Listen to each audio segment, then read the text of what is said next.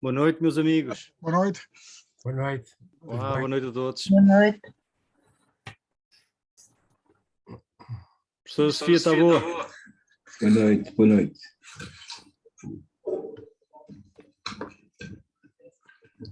Olá. Olá, Ian, como estás?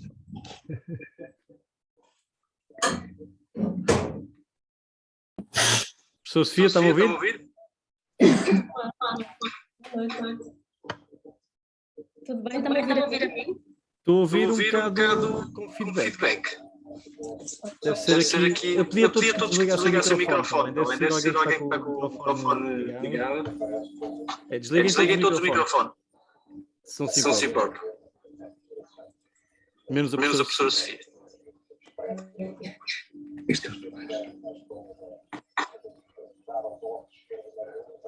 A professora Sofia não tem headphones, para não? Não, eu costumo falar assim, mas... Não, mas olha, já acabou o eco, já sei, já acabou. Quer que eu ponha mais próximo do microfone? Não, está ótimo assim, professora. Muito obrigado por aceitar este convite. Bem-vinda à Academia do Diálogo, professora. Muito obrigada. Boa noite, Tomás. Boa noite a todos. É um prazer muito grande estar aqui convosco. O prazer é todo nosso. Tivemos que adiar a primeira vez, mas a segunda foi de vez. Estava difícil. Estava difícil, mas vai valer a pena a espera, seguramente. Professora, muito obrigado. Eu sou péssimo com apresentações, porque eu normalmente preparo o diálogo, depois esqueço-me de preparar a apresentação do convidado. Consigo, não é necessário, já nos conhecemos há muitos anos. Há muito tempo, Tomás, já pensou nisso? É desde 98. Uhum. A professora foi das minhas primeiras professoras na Faculdade de Letras. A professora Sofia é professora de Filosofia na Faculdade de Letras da Universidade do Porto. Entretanto, já é professora catedrática. E apanhei-a logo em, julgo eu, Filosofia do Conhecimento, talvez, e depois nunca mais alarguei, foi Filosofia da Linguagem e depois no mestrado. Foram muitos temas e muitos... Digo-lhe já que as suas aulas, sobretudo no mestrado, foram uma grande influência para eu fazer esta Academia do Diálogo, porque é um pouco o que eu procuro replicar aqui, aquela sua didática que tinha na altura, que era apresentar um paper, um artigo, às vezes até parte de um artigo ou um parágrafo, e pôr-nos a todos a discutir. Foram os momentos mais interessantes para mim do curso de Filosofia, neste caso do mestrado, ou da parte inicial do mestrado que eu fiz consigo. Estou a ficar embaraçada, Tomás, embaraçada. Não, mas é verdade, é sincero, é mesmo. E professora, olha, hoje o convite foi feito no sentido de falarmos deste seu livro. Eu julgo que ainda é o seu mais recente livro, não tem nada depois deste ainda, pois não? Sim, é o meu livro mais recente. Eu entreguei agora na editora este mês mesmo um livro sobre Cavell, que no fundo é um filho desse livro e que continua nas áreas da estética grande parte das orientações desse livro. Que Mas ótimo, sim, ótimo. É o último livro até agora. Ótimo, então vamos acabar a falar do Cavell, porque é um autor que graças à professora eu acabei por comprar, não conhecia, e comprei este aqui, não sei como é que se traduz em português, mas é o Philosophy the Day After Tomorrow, Filosofia o dia depois da manhã, não é? Dia depois da manhã é uma expressão do Nietzsche. Do Nietzsche, exatamente. E pronto, olha, eu não preparei a sua apresentação, mas preparei minimamente o diálogo e vamos acabar a falar do Cavell, está bem? Okay. Combinado, Tomás. Eu espero ter voz para isso. Está a ver que a minha voz está a desaparecer. Vamos lá ver o que é que acontece. Ui, pois é. Isso aconteceu mesmo de uma amiga comum, a Susana Cadilha, no doutoramento dela, coitadinha. Ai, não foi nada, não estou a confundir, não foi nada com a Susana. Susana, se me ouvires isto depois, não és tu, estou a confundir. É outra amiga minha também que teve um problema na apresentação da tese de doutoramento, faltou-lhe a voz, coitada. Tudo pode acontecer, perde-se os PowerPoints, a voz falta, alguém não chega. Não, vai correr bem, espero também não forçar muito a professora. Espero que a voz não venha a faltar. Olha, eu até para ajudar um bocadinho tomei a liberdade de mostrar a estrutura, não é a estrutura do diálogo, mas pelo menos a estrutura do seu livro. Eu adaptei o índice do livro, que é uma leitura da filosofia contemporânea. Depois quem quiser adquirir pode fazê-lo através do link que temos na nossa página. A amarelo está as partes que eu gostaria de, se calhar, de passar com a professora. Portanto, uma introdução. A ideia deste livro, acho que as palavras até são suas, no final, que é uma visão panorâmica sobre a filosofia contemporânea. E é uma visão, ou é uma ideia de filosofia contemporânea, não sei se é consensual, vai-me dizer, mas bastante alargada. Eu percebo a lógica deste alargamento de fronteiras, mas se calhar podemos falar um bocadinho sobre isso, se calhar vamos começar por aí, não é? Com muito gosto de falar um bocadinho do backstage deste livro, o que é que o gerou e num certo sentido, porque é que ele não é uma história da filosofia contemporânea. Se calhar ele vai ser reeditado com o título Uma História da Filosofia Contemporânea, mas esse título é por si controverso, e por isso vamos falar sobre isso um bocadinho. Ok, ótimo. A ideia será passarmos um bocadinho por aqui. Este é o título, portanto, a introdução. Na parte 1 são autores do século XIX, o Kant e o Hegel, e os filhos, não é? Se o Cavell é o filho do Wittgenstein, ou deste livro, já levantei aqui um bocado o véu. o Kierkegaard, Schopenhauer, Nietzsche e o Marx serão os filhos do Hegel, portanto aí estamos no século XIX. Depois a segunda parte já entra no século XX, e já falamos de Frege e Urban. Portanto isto é tudo, parece-me, não sei se estou aqui a tomar demasiada liberdade nesta interpretação, mas são todos filhos uns dos outros, quer dizer, não uns dos outros, mas há aqui umas linhagens ou há umas genealogias de filhos que... Mas nem tudo é compatível com tudo, mas se calhar é por isso também que isto não é uma espécie de história eclética ou ecuménica, porque há uma leitura que tem uma orientação. Ok, muito bem. Gostava depois de falar sobre isso. Claro. Mas há uma ligação muito direta deste livro com as aulas de filosofia contemporânea. Quando o Tomás foi meu aluno, eu ainda não ensinava filosofia contemporânea. Eu continuo a ensinar nas mesmas áreas em que o Tomás me conheceu como professora, na epistemologia, na filosofia da mente, e essas são as minhas áreas de orientação. Mas o trabalho em filosofia contemporânea veio de alguma maneira complementar aquilo que fazia na filosofia analítica, nessas áreas específicas. Se calhar podemos olhar para este livro um pouco em função disso. Mas este livro tem um irmão também, que é o Logical Alien. Portanto, a ideia de antipsicologismo que aparece nesse livro que saiu do nosso grupo de investigação, do MLAG, o livro que foi publicado na Harvard em 2019, que se chama The Logical Alien, o Alien Lógico, que é de alguma maneira sobre filosofia da lógica e natureza do pensamento, está por trás deste livro, porque este livro vai se focar no antipsicologismo das duas grandes correntes do século XX, portanto, da fenomenologia e da filosofia analítica, por isso o Husserl e o Frege têm aqui um papel muito central, portanto, como dois autores antipsicologistas, e depois daí sairá o percurso do livro para o século XX e XXI. Isso é alguma coisa que não tem que ser explícita na forma como o livro aparece, porque o livro também quer simplesmente servir a função de informar as pessoas acerca dessa visão panorâmica de que o Tomás falava, mas a mim própria, quando o escrevi, não me interessavam factos sobre factos, portanto não me interessava a história historiográfica da filosofia. Nós outro dia tivemos um workshop na faculdade sobre este livro e houve uma porção de comentadores e de críticos e parte da discussão era precisamente será que isto é ou não é a história da filosofia, por isso encostaram-me um pouco à parede, eu tive mesmo que dizer isto não é a história da filosofia, pode ser usado como história da filosofia e claro que eu fico feliz que ele possa ser usado assim, mas isso é um uso externo, digamos assim, é um uso primeiro, antes ainda do passo em direção ao coração do livro, porque o que está no coração do livro, por um lado, é uma leitura das razões pelas quais existe hoje um abismo entre a filosofia analítica e a filosofia continental, e também uma exposição da minha convicção de que esse abismo deixou de fazer sentido.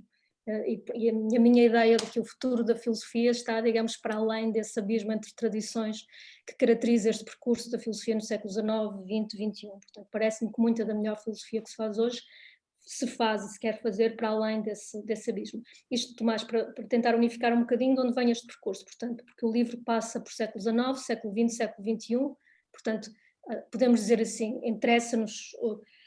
Interessou-me quando escrevi alguma filosofia do século XIX que importa para a filosofia do século XX, o racionalismo, irracionalismo, existencialismo, os Lebensphilosophie, como é que tudo isso vai continuar na filosofia do século XX, em autores tão diversos como Husserl, Heidegger e outros, mas depois o livro conclui com e agora como estamos, não é? Como vai ser a filosofia do século XXI, e é um pouco por aí, quando eu termino com as ditas orientações Wittgensteinianas em ética e estética, como exemplificação, é um pouco por aí que eu tento mostrar o que é essa filosofia feita para além do abismo entre a filosofia analítica e a filosofia continental. Mas claro que uma das coisas que é possível aprender com o livro é exatamente o que é a filosofia analítica, é exatamente o que é, sobretudo, a fenomenologia como um dos grandes núcleos da filosofia dita continental. Mas desculpe, interrompi-o. Não, foi muito bem, professor. Eu se calhar ajudou-me até a formular esta ideia de que era o que acontecia muito nas suas aulas. Eu ouvia a professora falar e depois ia por aí fora. Depois se calhar já não estava na matéria onde a professora estava a querer ir. Mas se estivéssemos aqui a falar de uma novela, ou de um romance, aqui o tema central seria quase como a oposição entre duas famílias rivais, digamos assim. A professora falou na filosofia analítica e na filosofia continental.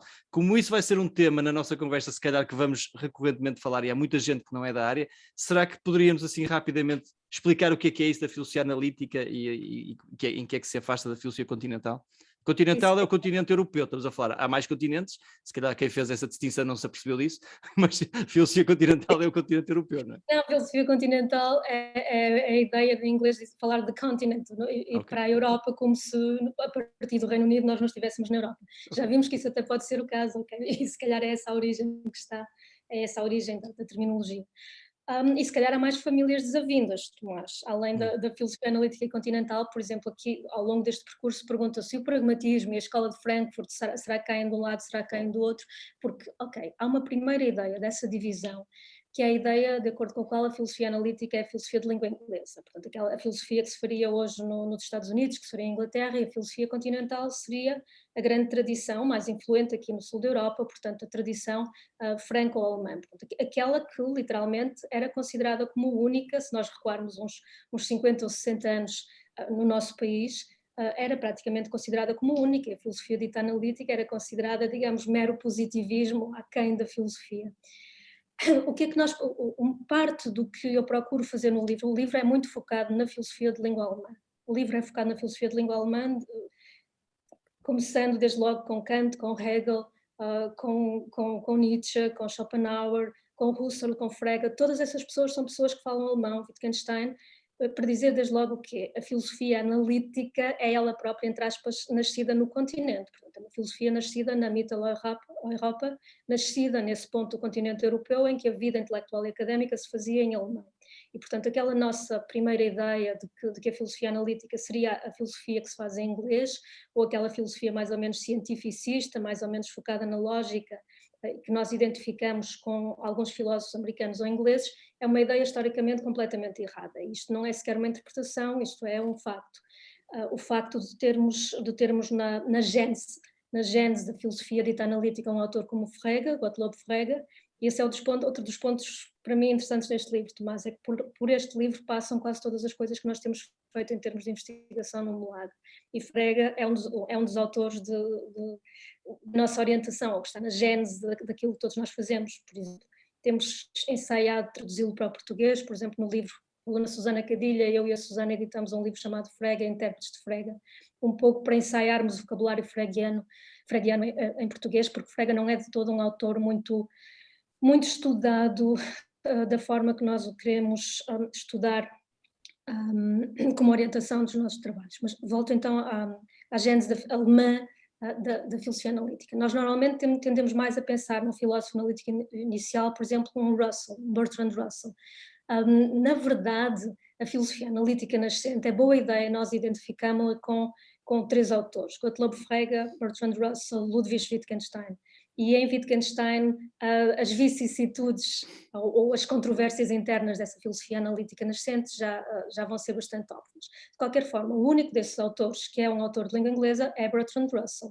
E de resto, outra coisa extremamente importante, é o único dos autores que vem de uma tradição empirista, que conecta diretamente com a tradição britânica clássica do empirismo. Quer Frege, quer Wittgenstein são autores declarada e vincadamente anti-empiristas. Portanto, desde logo nessa tríade, que é a tríade de autores que normalmente estudam filosofia da linguagem, não é? Quando se pensa na história da filosofia da linguagem, pensa-se nessa tríade de autores, e também são eles que estão na gênese da filosofia dita analítica, que tem uma ideia anti-cartesiana no início, que é a ideia não se estuda o pensamento olhando para a consciência introspectivamente. Estuda-se o pensamento olhando para a linguagem, para aquilo que é, digamos, já pensamento em ação intersubjetivamente entre nós. E, portanto, esse ponto anti-cartesiano é extremamente importante na gênese da filosofia analítica. Na gênese da filosofia continental, isto não sei se não é propriamente bias da minha parte, ou eu vou voltar um bocadinho ao século XIX, o que vou dizer agora é sobre o século XX, a contraparte do Frege é Husserl, e parte do ponto, portanto, que é outro lógico, um matemático como Frege, filósofo e também contemporâneo de Frege, portanto eles conheceram-se entre si, e eles tiveram os mesmos problemas filosóficos, nomeadamente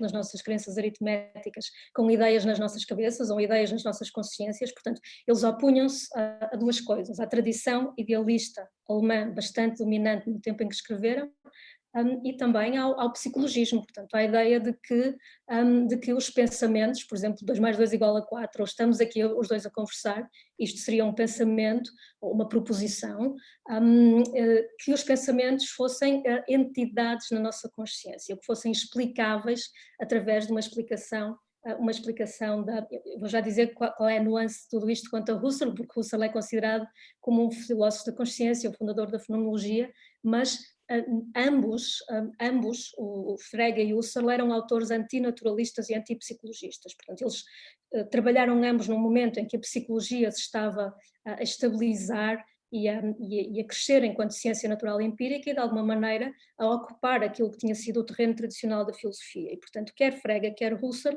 estavam a procurar dizer porque é que fazer filosofia é algo tão diferente de fazer psicologia. A psicologia é uma ciência natural empírica perfeitamente legítima, perfeitamente normal, mas não vai resolver os problemas filosóficos, como, por exemplo, o problema dos fundamentos da matemática. Não vai ser uma investigação psicológica acerca de cérebros ou acerca da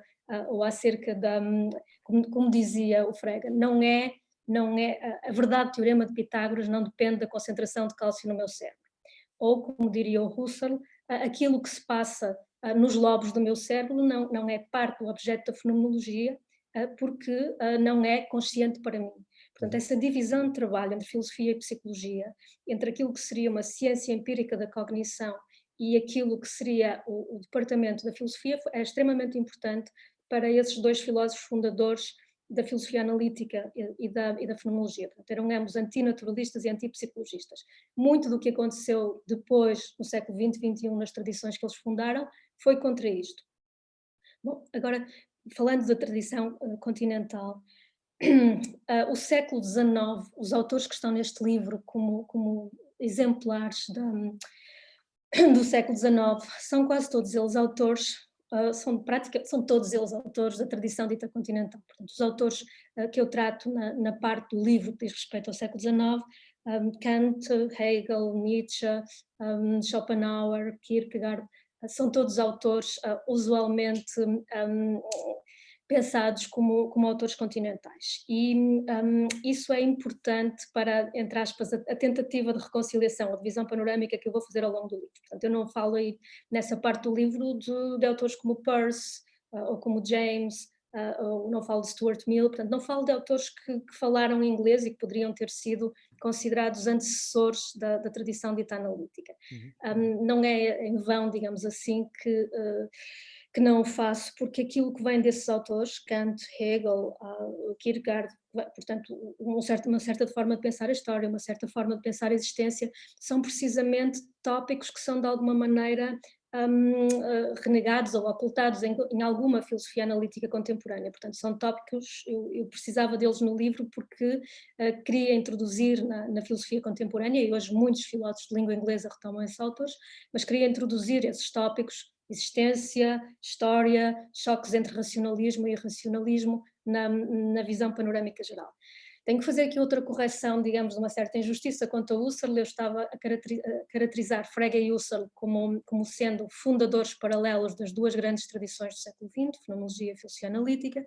Estava a dizer que eles eram ambos antinaturalistas e antipsicologistas, e que de alguma forma refundaram metodologicamente a filosofia por contraste com a ciência empírica da cognição, diríamos nós hoje, e disse algumas coisas que fariam duvidar de um facto acerca do Husserl, que é Husserl é um filósofo da consciência. E o grande objeto da forma de fazer filosofia que Husserl fundou, a fenomenologia, é a consciência. Portanto, a consciência é aquilo que está para a fenomenologia husserliana, como a linguagem está para a tradição fundada por Frege. Portanto, a proposta, para dizer de uma forma mais genérica, de método para a filosofia que Husserl faz é a ideia de análise das essências na consciência. Agora, aquilo que é um parar e um olhar para dentro, é isso? É olhar para o que se passa dentro da nossa consciência, da nossa mente, não é? Tomás, isso soa a introspeção. E a introspeção é uma coisa que nós, animais linguísticos no mundo, quando lidamos connosco próprios, fazemos. se calhar o Husserl quer ter um cuidado muito específico na distinção entre, digamos, as práticas empíricas da cognição e aquilo que são os métodos conceptualmente depurados e afinados da fenomenologia. Portanto, essa é uma vexata question, porque um filósofo analítico cheio de falta de caridade para com a fenomenologia diria: o que é a fenomenologia se não a introspecção? E isso talvez não seja justo, eu diria não é todo justo, para com a finura conceptual, lógica, semântica, ontológica de Husserl na fundação da fenomenologia. Aliás, deixe-me especificar também, quando eu disse que ambos fundavam, é mais claro dizer que Frege era um anticartesiano do que Husserl é um anticartesiano, porque Husserl o caminho da obra de Husserl é um reencontro dos filósofos clássicos, de Descartes, de Kant, que ele, enquanto matemático de formação, não conhecia assim tão bem no início.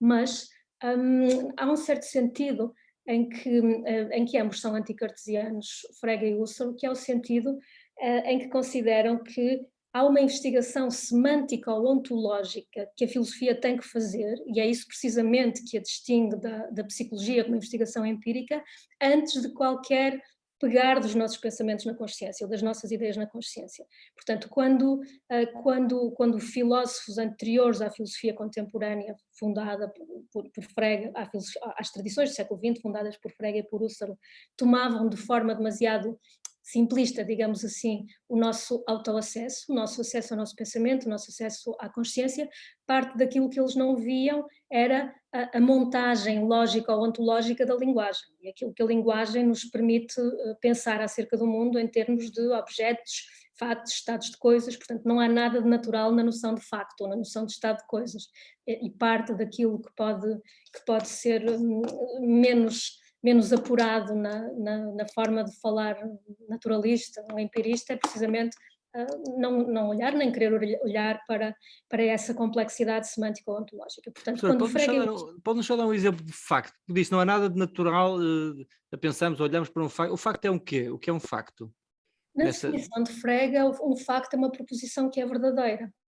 E, portanto, quando eu digo, por exemplo, eu estou a olhar para um computador ou a tampa daquela garrafa é verde, isto é um pensamento que é, vou usar a expressão tornado verdadeiro, por um facto. Mas a questão é, há alguma independência entre o ser do pensamento e o ser de um facto? Na definição de Frege está-se a relacionar uma coisa com a outra. Um facto é uma proposição que é verdadeira.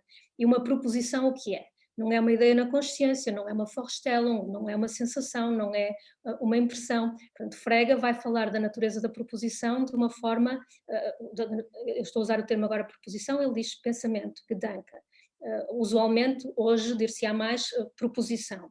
Mas estamos, de qualquer forma, podíamos dizer também frase, mas aí já estamos a ser, digamos, behavioristas, linguistas, estamos a falar de entidades como estas. Eu estou a olhar para um computador, ou a tampa daquela caneta é verde, ou então 2 mais 2 são 4. Portanto, e o problema ontológico é o que é isto. O que é isto? Portanto, quer Frege, quer Husserl estão interessados neste o que é isto. E não estão de maneira nenhuma, por exemplo, a dizer os factos são as coisas, por exemplo, os objetos físicos espaço-temporais que estão à nossa frente. Quer dizer, para nós termos uma articulação que pode ser verdadeira ou falsa de um pensamento, nós temos que ter alguma coisa mais do que, digamos, a forma, digamos, vamos imaginar, a forma corriqueira dos empiristas do século XVIII e XIX de pensar. Há aí o mundo, nós temos impressões, das impressões vêm ideias, as ideias associam-se em crenças, estou a pensar, por exemplo, num David Hume, mas também numa forma ainda hoje muito comum, até em termos de teoria da cognição, de nós pensarmos.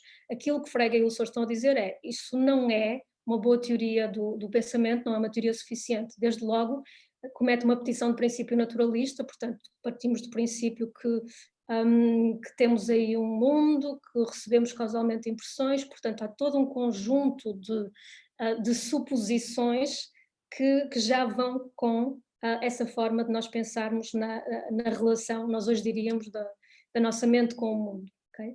Portanto, a investigação que ambos estão a fazer fica aquém disso, ou é, digamos, prévia. É como se de repente, vamos compará-los com Kant. Para Kant, tudo se decide, na crítica da razão pura, em termos da relação dos juízos com consciência, com autoconsciência. Portanto, tudo se... e não há aí, se nós perguntarmos onde é que está a linguagem, onde é que está a lógica, para Kant esses não são objetos particularmente visíveis. Portanto, vamos pensar na relação mente-mundo em termos de juízos, da relação com a consciência e com a autoconsciência. E é como se autores como Frege e Husserl, ao fundarem a fenomenologia e a filosofia analítica, estivessem a tornar particularmente visíveis, desde logo, esses objetos que não são invisíveis na filosofia contemporânea, que são a linguagem e a lógica. Isso não significa que toda a filosofia que se possa fazer tenha que ser em torno da linguagem e da lógica. Vamos usar essa metáfora, esses objetos deixaram de ser invisíveis. E, portanto, nós não podemos usar de forma ingênua, por exemplo, a noção de facto. A definição que eu lhe dei, Tomás, um facto é uma proposição que é verdadeira, é uma definição muito pseudo-ingênua, porque obriga-nos a dizer o que é o verdadeiro, o que é o falso, o que é o sentido, o que é a referência, o que é a verdade, qual é a diferença entre sentido e referência Professora, há uma imagem, desculpa interrompê-lo, só estou a tentar perceber, porque acho que há uma imagem que acho que foi a professora que usa no livro, não sei se ajuda a percebermos essa distinção, ou essa ideia de facto, que é alguém que olha para a Lua através de um telescópio, não é? Acho que é explicar a diferença entre sentido e referência, né? Parece-me que foi aí que apareceu essa imagem. Alguém olha para a Lua através de um telescópio. Existe a Lua e depois existe a imagem na lente do telescópio e existe a imagem que nós, na nossa mente, fazemos da Lua que vimos pelo telescópio. O facto está aqui? É um destes três? Essa imagem, Tomás, é a imagem do Übersinn und Bedeutung, portanto, do artigo do Frege, que é o artigo fundador da filosofia da linguagem, e a imagem faz-nos ou pede-nos que distingamos três coisas. Os acontecimentos na minha retina, que são completamente diferentes. Estamos a olhar para a Lua, vamos imaginar, Tomás, eu e o Tomás, temos aqui um telescópio e temos... Vamos imaginar que podemos dizer que temos a Lua. E os três conceitos que o Frege vai pôr a funcionar no artigo Übersinn und Bedeutung vão ser os conceitos de Vorstellung, normalmente traduzido por representações ou ideias, mas a ideia seria, isso é completamente subjetivo, é completamente, numericamente diferente, é o que está a acontecer nas suas retinas, na minha retina. A lente é o que ele vai chamar Sinn, a lente do telescópio. Bedeutung, ou referência, vai ser a Lua ela própria. E dizer um facto torna uma proposição verdadeira faz entrar a dimensão da verdade. E para o Frege, a proposta é que a dimensão da verdade é do nível da referência, do nível do Bedeutung. Agora, se calhar não vale a pena estarmos a explorar a montagem ontológica toda do Frege, que muita gente diria é platonista, faz aparecer um terceiro reino, que seria o reino dos pensamentos. Deixando isso de fora, o que ele está a dizer é que a partir do momento em que a linguagem está in the picture, nós temos uma coisa diferente, fenómenos diferentes, que são os fenómenos do sentido e da referência, que ele chama Sinn e Bedeutung, e que na sua imagem são a lente do telescópio e a Lua ela própria, e que são diferentes daquilo que está a acontecer nas nossas retinas. Portanto, aquilo que está a acontecer nas nossas retinas seriam as nossas mentes subjetivas, numericamente distintas de cada um de nós para cada um de nós. Mas nós somos capazes de partilhar pensamentos acerca de uma realidade que ele vai chamar objetiva. E a partir do momento em que eu e o Tomás somos capazes de dizer a Lua está ali, somos capazes em pensamento e em linguagem de fazer isto, o Frege vai dizer no outro artigo, no Der Gedanke, nós assim ganhamos um mundo. Nós assim abrimos a porta que nos fecha nas nossas mentes subjetivas para um mundo que é um entre nós objetivo. E para o Frege é a linguagem que nos abre essa... É uma saída daquela subjetividade onde nos enclausurou o Kant, não é? Aquela ideia que nós não podemos conhecer o mundo em si, através da linguagem temos essa porta ou essa escada de acesso ao mundo em si, à realidade, será isso? Essa pergunta já é muito complicada, porque vai mexer com as questões do realismo e idealismo, que de facto aqui são importantes. O Frege é um realista, é duvidoso que, por exemplo, o Husserl seja um realista, a filosofia husserliana vai caminhar em direção a um idealismo transcendental, mas ambos são inimigos, entre aspas, do idealismo à la Hegel e do idealismo dos sucessores, do idealismo alemão, que dominava a filosofia alemã na altura. Portanto, temos aqui, em princípio, uma oposição de um realismo a um idealismo. Agora, se isso é uma forma de do away com a realidade em si de Kant, já teríamos que ter discutir várias outras coisas para discutir isso. O Frege tem uma relação muito complicada com... Ambos são autores que têm relações muito importantes com Kant. Portanto, quer para Husserl, quer para Frege, Kant é, digamos, alguém de muito grande com quem temos que nos medir em filosofia.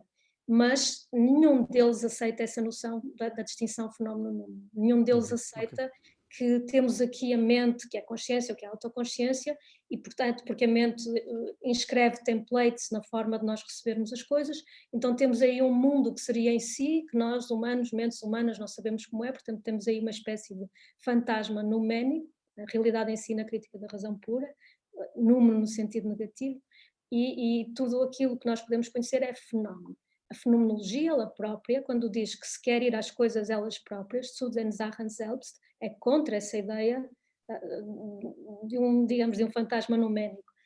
Frege, literalmente, pensa que a Lua existe, vamos dizer assim de forma terra a terra. Okay? E que temos que perceber o que é para nós humanos pensarmos, considerando que conseguimos pensar coisas como a Lua está ali. Portanto, ele não vai... Para quem não está dentro desta distinção número-fenómeno, para usar as suas palavras, para o Kant não era seguro que a Lua estava ali, não é? Porque nós não podíamos falar da Lua em si, que seria o tal número, e podíamos falar apenas da Lua quando ela nos aparece à nossa mente, à nossa consciência, será isto, não é? Talvez o Kant ficasse triste se nós... Eu sei, ele não ia gostar de... Lembre-se que ele escreveu, uma das razões que ele escreveu a segunda versão da Crítica da Razão Pura foi porque o leram como um Berkeley, como um George Berkeley, como um idealista que pensa esse est percepi, o ser é ser percebido, e o Kant afincadamente considerou que refutava o idealismo, refutava o ceticismo, mas a verdade é que pode ser lido como o Tomás acabou de dizer. Pois, refutou de uma forma estranha. Por acaso nós vamos falar do Kant depois num curso que vamos dar aqui, em que este diálogo até é uma espécie de introdução a esse curso. O Tiago Sousa vai dar esse autor, o Kant, e depois podemos explorar essa linhagem e essas ideias. Mas interrompi a professora, desculpe. Estávamos ainda no Frege, talvez passar para o Wittgenstein, não sei qual é a direção que ia tomar. Já que fomos ao Kant, porque foi uma das coisas que me perguntaram nesse workshop sobre o livro Porquê Começar em Kant, que a arbitrariedade é essa de começar em Kant. O livro, pensando no tal backstage deste livro, há muitas linhagens de problemas que eu procuro correr no livro que começam no Kant e têm que começar no Kant. Por exemplo, há uma forma de ler esse livro, de ler o livro, que é uma linha em epistemologia. Portanto, são autores que eu ensino, por exemplo, ensinando epistemologia. Kant, Austin, Quine, trazem-nos até ao presente em termos de discussões em epistemologia. Portanto, os dois autores contemporâneos, para mim, fulcrais na epistemologia, que estão nesse livro, portanto, se alguém pegasse no livro para trabalhar em epistemologia, leria o capítulo sobre Austin, que nós podemos chamar um contextualista, e o capítulo sobre Quine, portanto, que é o exemplo do empirista sofisticado contemporâneo, e há uma linha de diálogo entre esses autores. Podemos fazê-la também passar por Wittgenstein, mas eu diria que ler o livro epistemologicamente seria pegar no Kant, no Austin, no Quine e tentar ver que discussão se trava aí. A outra coisa que passa por Kant no livro, embora comece de uma forma pequenina no capítulo sobre Kant, com a referência ao pensamento de Kant sobre história e à ideia de uma história universal de um ponto de vista cosmopolita, é precisamente o problema da história. O problema que nós poderíamos até chamar filosofia da história ou concepções de história, porque esse é outro dos problemas que é normalmente ocultado na tradição dita analítica. Portanto, nós podemos considerar que alguns filósofos ditos continentais são filósofos da história, como Hegel, como Marx, outros são filósofos do antissistema da história, como por exemplo Nietzsche, como por exemplo Schopenhauer, portanto os grandes irracionalistas da filosofia alemã do século XIX, da filosofia alemã, continental alemã do século XIX, erguem-se contra essa possibilidade que está em Hegel, que está em Marx, de ter uma concepção racional da história, uma concepção dialética da história como desenvolvimento. Portanto, a linhagem que está no livro, que nos permite apanhar discussões filosóficas atuais sobre história e filosofia da história, é a linhagem Kant, a Hegel, portanto a ideia, o meu Hegel do livro é um Hegel demasiado historicista, já está, digamos, manipulado para ser demasiado historicista, os verdadeiros especialistas de Hegel já mais que disseram isso, Kant, Hegel, Marx, e depois certamente as visões contemporâneas anti essas ideias hegelianas ou marxianas da história como totalidade. Heidegger, certamente, portanto a oposição Heidegger-Hegel quanto à visão da história é outro dos núcleos que me interessava e continua a interessar nessa concepção, e depois Benjamin, Walter Benjamin, portanto Benjamin como um anti-Heidegger, como alguém que tinha uma animosidade visceral à concepção heideggeriana de filosofia e que por mais que nós pensemos nele de forma diferente, é tão, digamos, pensa em si próprio tanto como um materialista naturalista, como alguns filósofos analíticos contemporâneos. Portanto, essa é outra linhagem que começa em Kant, portanto, e que está no livro. Portanto, temos aqui várias formas de pensar a história e, digamos, podemos dizer à la Hegel, o progresso da racionalidade na história, ou o progresso da liberdade na história. Portanto, Kant, Hegel, Marx, a forma de atacar esse racionalismo na história que nos vem de Nietzsche, que nos vem de Schopenhauer, depois a continuação até Heidegger e Benjamin. Um outro problema, que é um problema que me interessa muitíssimo, trabalhando em filosofia da mente, e que também está no livro, radicado em Kant, é o problema do eu, da consciência e da autoconsciência. E a forma como Kant trata esse problema, e aparece já lá, tendo um pouco por trás, quando escrevi o capítulo de Kant sobre, quando se fala de consciência e autoconsciência, eu tinha em mente uma filósofa francesa, a Béatrice Longuenesse, que publicou recentemente, por exemplo, um livro chamado I, Me, Mine, sobre usos do eu, sobre o eu em linguagem e a questão da consciência, e essa questão da consciência percorre ou está por trás de muito daquilo que se faz no livro, menos explicitamente do que quando, por exemplo, eu trabalho em filosofia da mente, mas é um tema que me interessa constantemente. Talvez parte eu tenha escrito algo que podia ter feito parte do livro, mas que não fez, sobre Anscombe, sobre Elizabeth Anscombe, e portanto sobre first person, os usos do eu, as relações dos usos do eu com a existência do corpo, com a relação da identidade pessoal com o corpo, com consciência, com autoconsciência. Isso é outra coisa que também passa por Kant.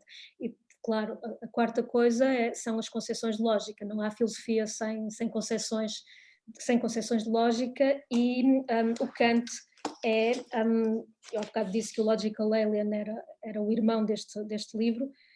Como é que o Kant aparece no Logical Alien? Como o primeiro grande antipsicologista acerca da natureza da lógica na história da filosofia. Portanto, alguém que nos diz o que é a lógica. Eu não vou falar da diferença entre lógica geral e lógica transcendental na crítica da razão pura, mas basicamente o Kant vai dizer a lógica não é nem uma questão de psicologia, nas mentes e consciências das pessoas, nem uma questão direta de metafísica. Portanto, não vamos, aquilo que nós vamos dizer de ontológico vai sair de uma concepção da natureza da lógica. Portanto, a lógica não é psicologia, e também não é metafísica feita diretamente. E é essa linhagem antipsicologista em lógica e filosofia da lógica que vai ter ao Wittgenstein, e digamos que o Wittgenstein é um dos autores absolutamente fulcrais do livro, e os autores que eu, digamos, aponto no futuro da filosofia são Wittgensteinianos. Portanto, isso aí é o meu bias. Então, se calhar, professora, entrávamos ou tentávamos aprofundar um bocadinho o Wittgenstein, não sei que queira acrescentar algo para trás, porque parece-me que quando terminou o livro com o Cavell, e disse há pouco isso, com o Stanley Cavell, e falou também dessa ponte entre as duas tradições filosóficas, a filosofia analítica e a filosofia continental europeia, aponta essa ponte ou esse terminar com essa cegueira ou essa divisão entre essas duas tradições como o futuro da filosofia, e parece-me, não sei se concorda, mas o Cavell fará um pouco essa ponta ou essa passagem. Portanto, o Wittgenstein pode ser interessante para apontarmos até o caminho para o final do livro.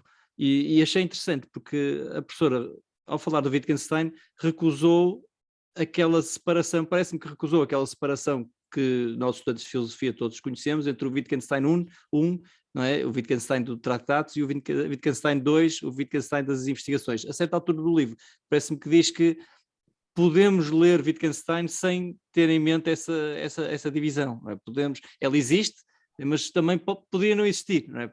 Há muito em comum entre os dois Wittgensteins, não é?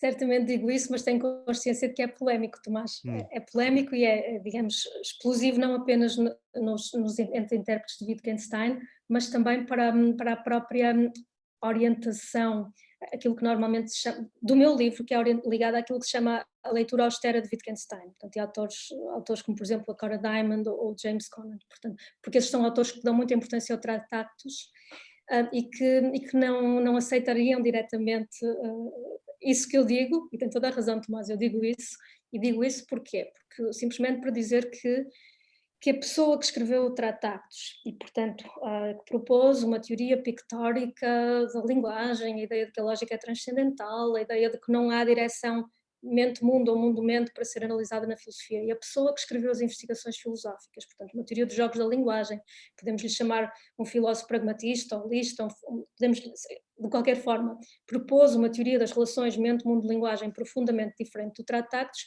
De facto, isso parecem dois filósofos completamente diferentes. Como é que podemos dizer? Porquê é que não são dois filósofos completamente diferentes? Porque os tópicos que continuam a interessar Wittgenstein, o que é um pensamento, o que é verdade, o que é a natureza da percepção, o que é a natureza do conhecimento.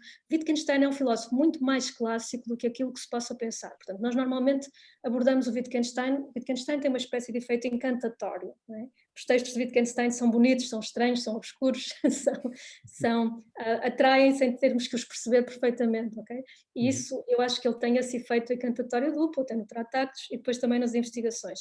E isso faz-nos passar por cima da pergunta de que é que ele está a falar. E ele está sempre a falar da mesma coisa, do pensamento, da linguagem, da mente humana e das perguntas filosóficas normais. Portanto, ele tem, digamos, o que é conhecer, o que é agir, o que são os fenómenos aquilo que nós normalmente chamamos lógica, ética, estética, epistemologia, metafísica. O Wittgenstein 1 e 2 está a pronunciar-se acerca de todos esses assuntos. Acho que é completamente justo nós chegarmos ao pé dele, agarrá-lo pelos colarinhos e perguntar o que é que tu pensas sobre lógica, o que é que tu pensas sobre ética, o que é que tu pensas sobre estética, o que é que tu pensas sobre metafísica, no caso de Wittgenstein 1, Wittgenstein 2. E a comunalidade que o Tomás referiu tem simplesmente a ver com o facto de ele estar sempre obcecado, do princípio ao fim, com os mesmos problemas. Okay. Basicamente, como é que pensamento e mundo se relacionam. E é esse problema que ele vai dar resposta no Tractatus e que vai dar uma resposta muito diferente, sim, nas investigações. Entre um e outro passaram-se 30 anos, não é? O Tractatus é de 21 e as investigações acho que é de 51, por aí. 2 guerras mundiais, passou-se muita coisa. Portanto, ele tem os mesmos problemas, mas resolve-os de forma muito diferente. Há uma expressão que eu não conhecia, que a professora aqui introduziu-me, que é a base intemporal do Tractatus, ou a base transcendental do Tractatus, e a base antropológica ou humana das investigações. Então, aí poderá estar um bocadinho a pista de como é que ele resolve no Tractatus de forma mais intemporal e transcendental os seus problemas, e como é que nas investigações resolve de forma mais humana, digamos assim, de forma livre, não é? Não sei, não é que a outra deixe de ser humana, mas mais ligada ao humano. Exatamente isso, Tomás, é exatamente isso. Portanto, há uma moldura intemporal, e para ele usa o termo transcendental, no Tratados, por exemplo, quando diz a lógica é transcendental. Portanto, há uma concepção, digamos, desligada do mundo da ação e da matéria daquilo que é o pensamento no Tratados. A imagem, digamos, ele está a dialogar com Frege, está a dialogar com Russell e está a propor uma concepção, eu acho que a palavra que o Tomás vou utilizar é boa, intemporal, agora vou dizê-lo de outra maneira, não contextual, não acontecimental, não mundana. Será platónica, não é? Platónica, exterior, será isso? Isso eu não diria, foi por isso que eu duvidei das minhas próprias palavras quando estava a dizê-las, porque mesmo no Tractatus, quando ele defende a imagem da proposição como modelo, como build, esse build ele chama-lhe uma maquete, como uma maquete de arquiteto. Uma maquete de arquiteto representa o mundo estando no mundo. Portanto, quando eu disse intemporal, e depois disse não mundana, intemporal ok, não mundano já é mais complicado. Pois, será não ideal, mas o termo é isomórfico, não é? Portanto, há o modelo e há a realidade. Portanto, e a linguagem é isomórfica da realidade, mas está na realidade, será isto, não é? Exatamente isso, e por outro lado, Tomás, essa palavra isomorfismo que usou e que é tão importante no Tractatus, significa também a luta de Wittgenstein contra o empirismo. Portanto, os empiristas querem fazer filosofia perguntando assim, o que é que do mundo chega à mente? E o que é que da mente vai ao mundo? E o Wittgenstein diz, não vamos pôr aí setas de direção nenhumas. Portanto, põe-se tudo ao mesmo tempo. Pensamento, linguagem, mundo. É isso que significa o isomorfismo. Portanto, por isso, o estudo da proposição do pensamento e dos factos de estados de coisas, que correspondem então a mundo, linguagem, pensamento no Tractatus, a ideia de isomorfismo é que essas três coisas põem-se ao mesmo tempo. Portanto, não vamos perguntar como é que as ideias chegam do mundo causalmente às mentes e depois compõem pensamentos que depois são transmutados em linguagem. Não. Essas perguntas causais naturalistas, porque o Wittgenstein é tanto um antinaturalista como o Frege era. Okay? Essas perguntas que, digamos, que cometem a petição de princípio de aceitar o empirismo, são as mais perguntas para Wittgenstein. O isomorfismo é a rejeição desse aspecto. Portanto, põe-se ao mesmo tempo as questões acerca do que é o simples e o complexo no mundo, no pensamento e na linguagem. Então, se eu estou a falar do modelo que é a linguagem, estou a falar de carrinhos de choque, de carrinhos daqueles de colecionar, por exemplo, que são os meus modelos, estou a usar a analogia entre linguagem e realidade. Eu, ao falar desses carrinhos, não é? Ao usar a linguagem, estou ao mesmo tempo a conhecer a realidade. Porque há essa, é isso, não é? E conhecer a realidade, portanto, os temas epistemológicos tradicionais, lembra-se do que nós dizíamos há bocado, só vem depois de nós pormos em ordem estas questões ontológico-semânticas que o Wittgenstein vai tratar em torno do isomorfismo, pensamento, proposição, mundo. Ok, ele quer arrumar a casa, quer afinar as ferramentas, digamos assim, não é? Afinar as ferramentas, essa imagem é mais das ferramentas, é uma imagem das mais das investigações, sim. Porquê que ferramentas? Porque ferramentas é uma imagem pragmática e aqui a imagem do Tractatus é uma imagem do isomorfismo. Mas sim, afinar as ferramentas no sentido em que ele diria quase como um Frege, que é ingênuo nós fazermos a pergunta como é que eu sei que estas mãos são minhas, antes de pormos em ordem a casa, como disse o Tomás, acerca desse isomorfismo pensamento, linguagem e mundo. Claro que acho que se há visto acerca das tais controvérsias explosivas entre os intérpretes de Wittgenstein.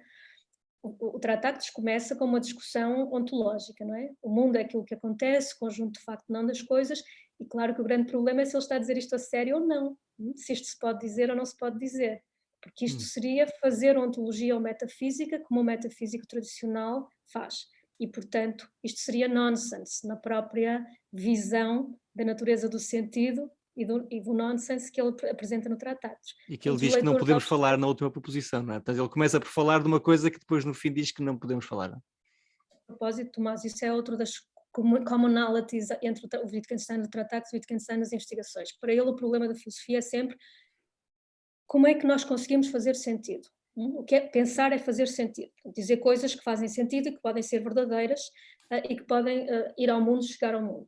E esse é o problema que ele está a tratar no Tractatus e depois nas investigações, portanto, com os instrumentos diferentes, mas sentido, fazer sentido e as fronteiras entre o sentido e o nonsense, ele prefere dizer onzinis, nós podemos dizer, em português nós também dizemos nonsense.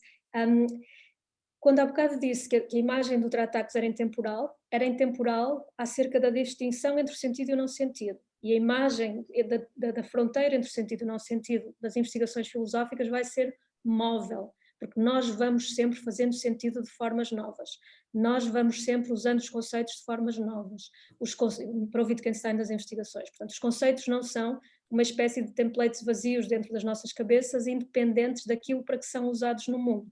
Portanto, o Wittgenstein das investigações continua interessado nessa fronteira entre fazer sentido e o nonsense, só que aborda essa fronteira de uma forma, vamos dizer, contextualista e pragmatista. Portanto, não há independência entre pensamento e mundo nisso que são os nossos conceitos e nós usarmos os conceitos no mundo. Depois, se quiser, falamos um bocadinho mais da montagem dos conceitos nas investigações filosóficas e aí já podemos pedir ajuda ao Cavell, porque o Cavell é um bom leitor das investigações filosóficas. O Cavell acha que... Diga.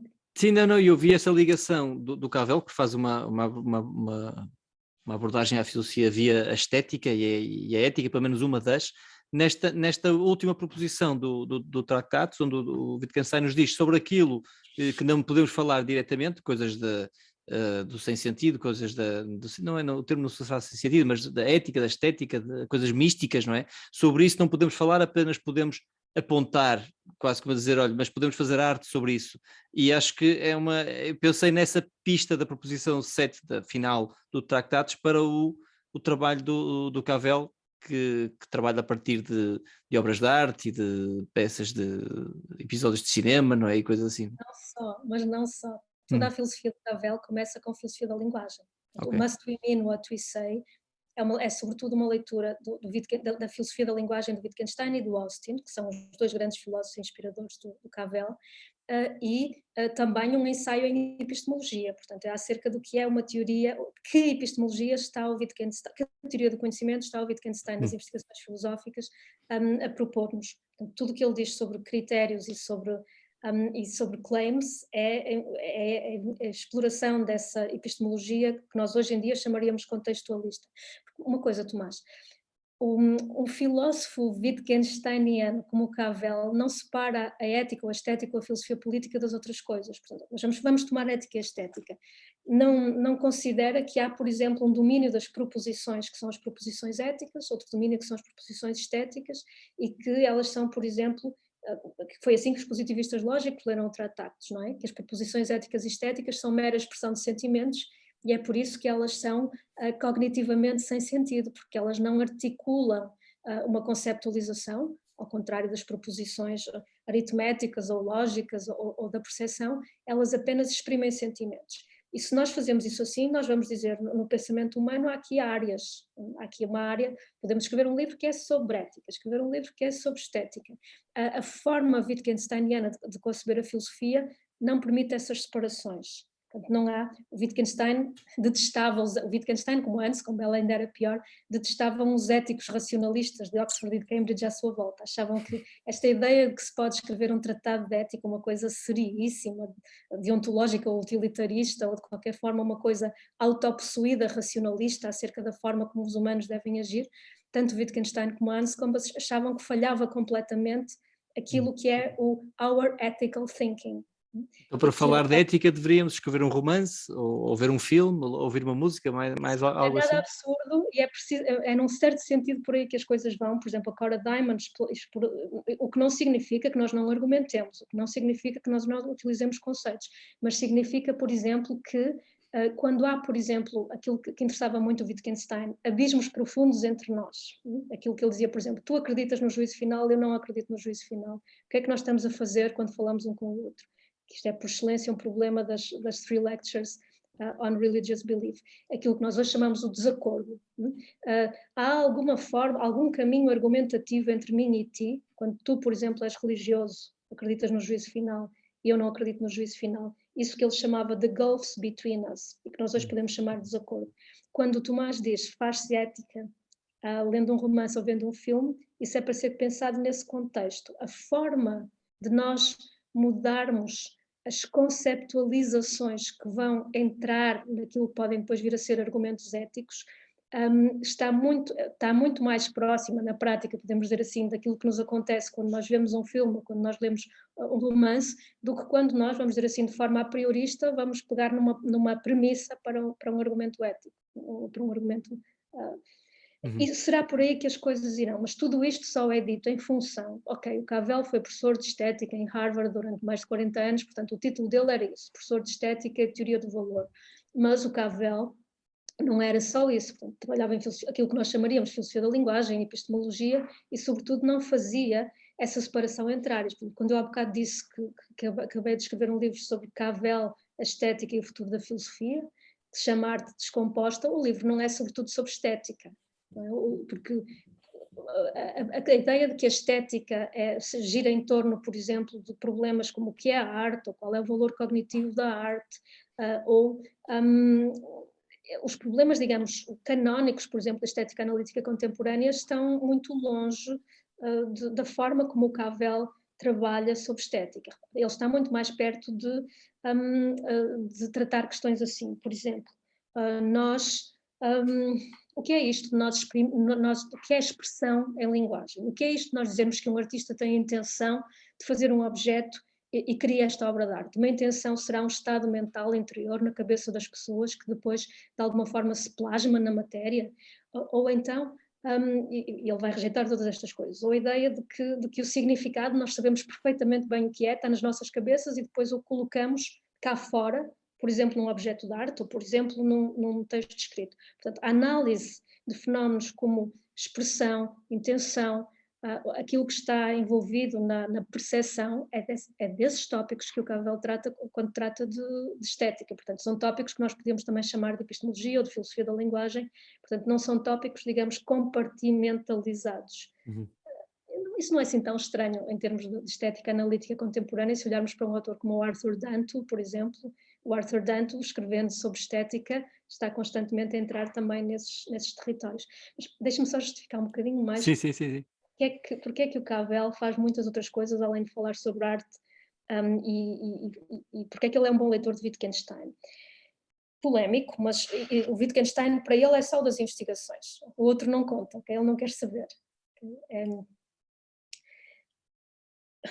Antes de mais porque podemos dizer as coisas, podemos dizer isto assim, aquilo que o Wittgenstein trata em filosofia é de saber como é que nós somos capazes de continuar a utilizar os nossos conceitos. Por exemplo, nós chamamos árvore a uma árvore e quando vemos outra árvore chamamos-lhe uma árvore, ou nós chamamos a garrafa a uma garrafa, quando vemos outra garrafa chamamos-lhe garrafa, chamamos cadeira a uma cadeira, vemos uma cadeira estranhíssima, mas isto também é uma cadeira, embora tenha, por exemplo, só duas pernas, chamamos o tal, se chamava a água que nós podemos ver, nós hoje dizemos H2O, e se formos um químico dizemos muito mais coisas. Como é que nós continuamos a utilizar os nossos conceitos? Para o Cavell, isso é aquilo que o Wittgenstein trata quando trata de filosofia. E a questão para o Wittgenstein, isso é a questão da natureza do pensamento, como é que nós vamos utilizar os nossos conceitos na próxima ocasião com que nos depararmos com o mundo, e esta forma de colocar a questão do pensamento é uma forma de substituir a ideia de que o pensamento se explica por apelo a universais e particulares. Pensar é uma espécie é explicável pela instanciação de universais em particulares, mas há uma pressuposição idêntica, que é o mundo não consiste apenas em particulares, ou então o mundo não seria pensável, ou nós não estaríamos envolvidos nesta relação mente-mundo que o pensamento é. Mas a forma wittgensteiniana de colocar a questão do pensamento é como se colocasse ao início o tempo, a ação e o contexto. Portanto, em vez de ser uma imagem platónica e mobilista que nos diz temos conceitos, são universais, eles são instanciados por particulares, a ideia é, sim, o mundo não consiste apenas em particulares, nós conceptualizamos, e pensar é continuar a conceptualizar, mas para pensarmos nisso, que estamos a fazer pensando, nós vamos considerar desde o início que isso acontece no tempo, através da ação e sempre num contexto particular e específico. E a outra coisa e pela linguagem. E o problema para o Cavell de Wittgenstein nas investigações é que a linguagem está aí antes de mim. Pense, por exemplo, no início das investigações, naquela citação de Santo Agostinho, em que o Santo Agostinho diz: os meus maiores, portanto, aqueles que estavam aí antes, ensinaram a dar nomes às coisas. Apontando para as coisas, não é? Significa que qualquer animal humano chega à linguagem tardiamente, que as crianças não falam quando nascem, e o Cavell acha que é disso que o Wittgenstein está a falar. Portanto, o problema da entrada na filosofia é este, de nossa chegada sempre tardia à linguagem.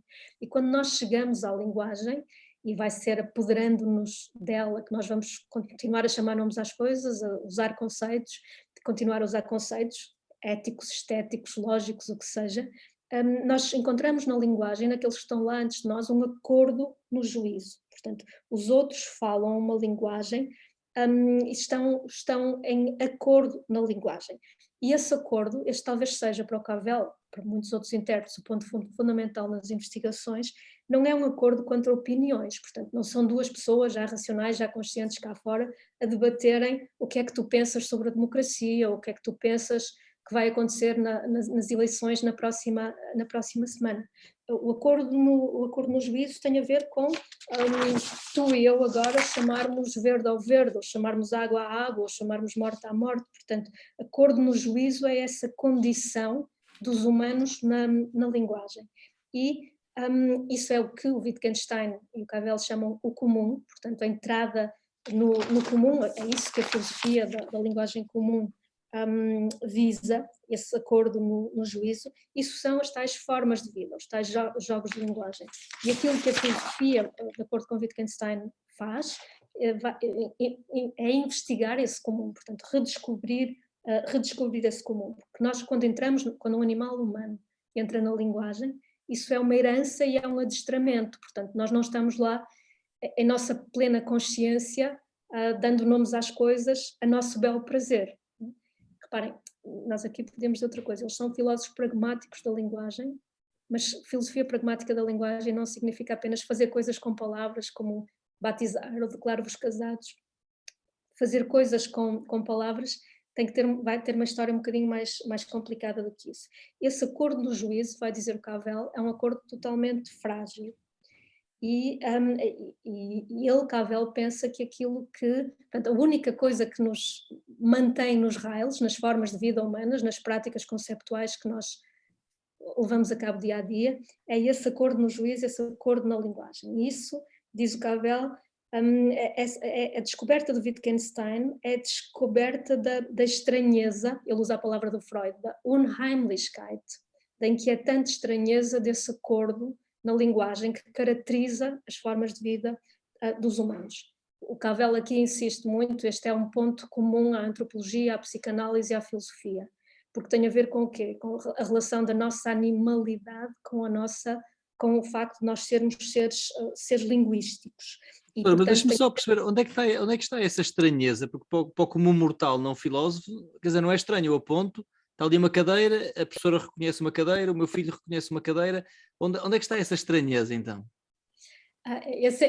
Fez-me lembrar o Virgílio Ferreira quando fez essa pergunta agora, porque nós, Tomás, seu filho, eu olhamos para a cadeira, estamos, digamos, conectados na linguagem, chamamos à cadeira cadeira, sentamos na cadeira, mas, por exemplo, vamos imaginar que o Virgílio, por exemplo, o Virgílio Ferreira começa a repetir a palavra cadeira. Cada palavra, o que nós fazemos em linguagem é uma etiquetagem convencional que armazena usos conceptuais e pragmáticos de um lidar com o mundo.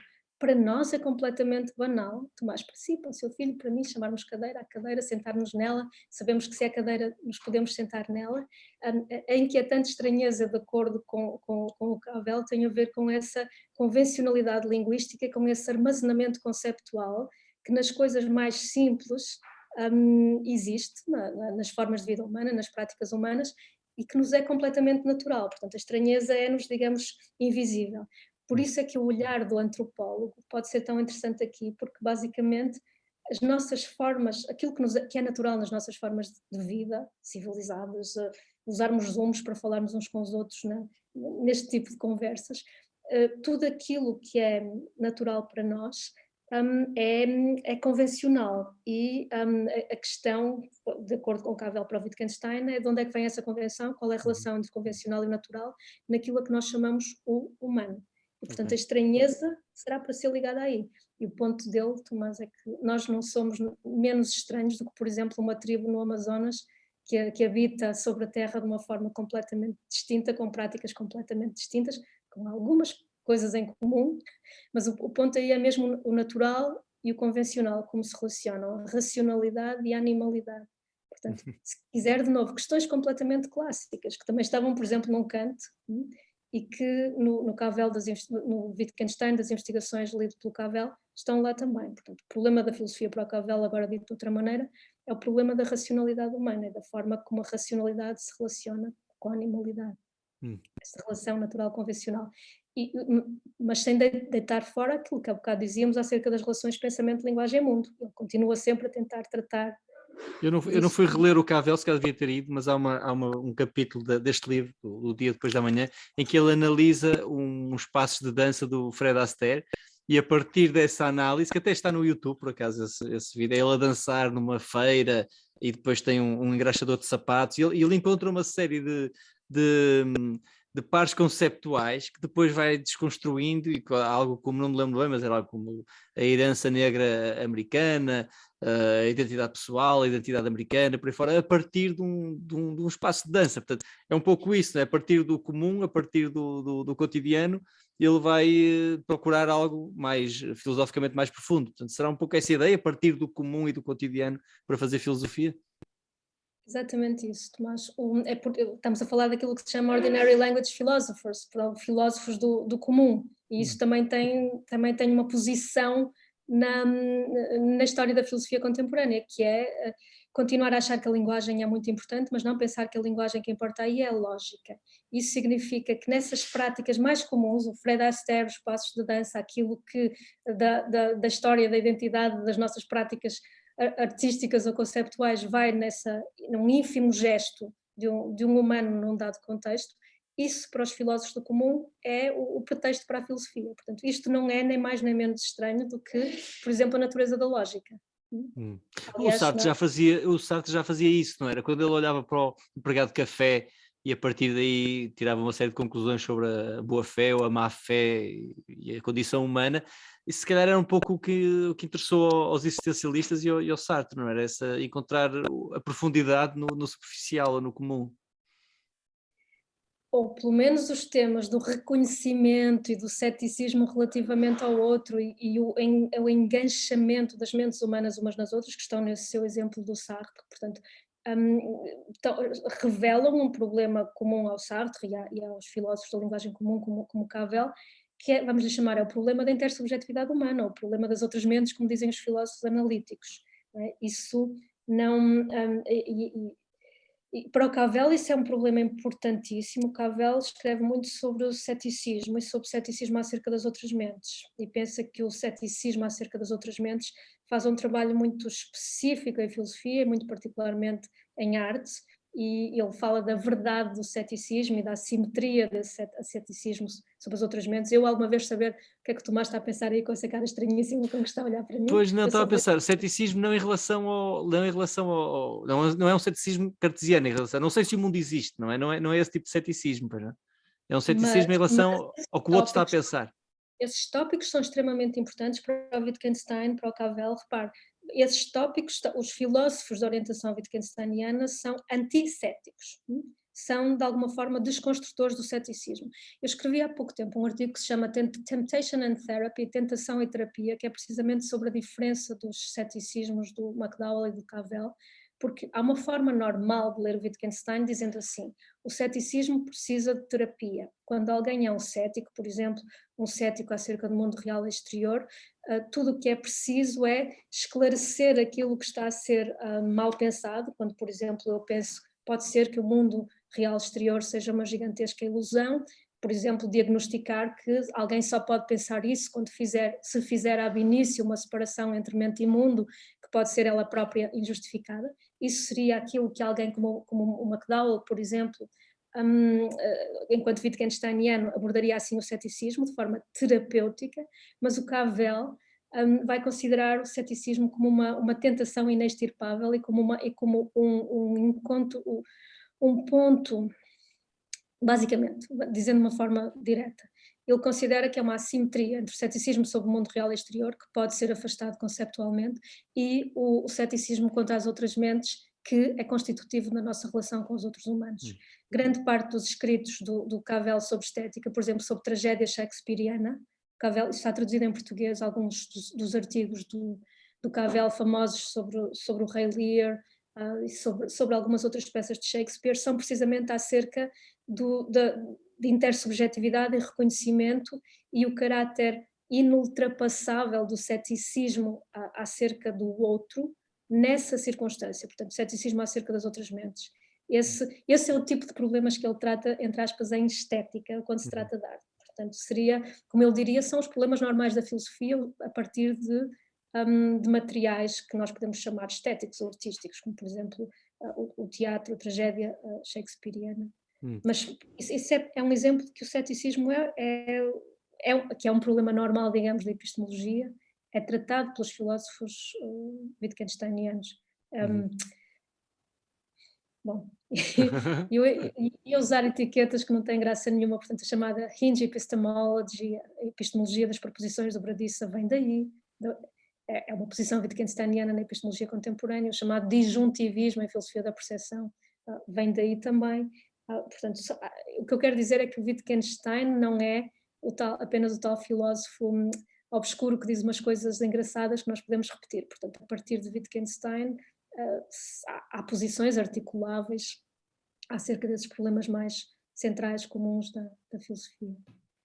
Muito bem, professor. Não, acho que isso abre portas interessantíssimas. Eu não conheço ainda bem o Cavell, mas estou interessadíssimo neste seu livro e vou procurar esses artigos em português, porque acho que essa ideia de um afastamento do outro, não é? Esse ceticismo endémico, não sei, já estou aqui um bocadinho a improvisar, mas abre, ou natural, abre imensas portas e o facto de estarmos aqui a falar em Zoom e eu estar isolado e passamos todos por essa experiência hoje em dia e contribui ainda mais para esse isolamento. Parece que esse nosso isolamento do outro e do mundo nos últimos tempos tem sido de alguma forma exponenciado. Portanto, eu acho que queria deixar para o fim a questão do futuro da filosofia e a deixar abrir o microfone aos nossos convidados para lhe fazerem algumas perguntas, sabendo que às 30 mais ou menos temos que acabar, mas ia deixar essa pergunta para o final, para a professora terminar a sessão sobre o futuro da filosofia, mas parece-me que esta ideia do ceticismo em relação aos outros